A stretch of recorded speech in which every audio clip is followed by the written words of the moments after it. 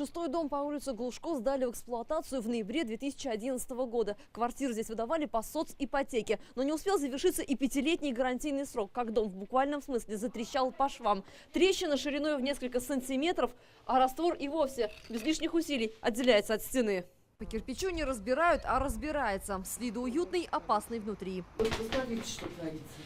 Вот. Трещина на подъездных балконах, цветочки, ягодки, а в данной ситуации кирпичи, которые выпадали из стен, стали последней каплей. Исправить ситуацию пытались своими силами, вызывали альпинистов, чтобы переложить новый дом. Сейчас вот прошел альпинист, вроде этого нет. Но прям видно было, что вот они выходят. Первый, кто заметил, это мужчина, который вышел выносить мусор.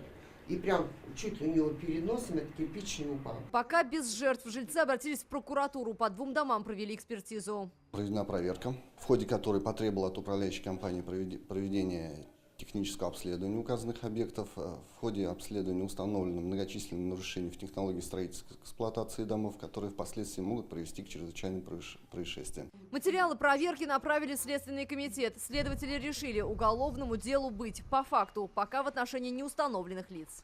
В ходе предварительного расследования было установлено, что по одному из уголовных дел в 2012 году в ходе эксплуатации многоквартирного жилого дома номер 4 по улице Академика Глушко были выявлены многочисленные нарушения, дефекты.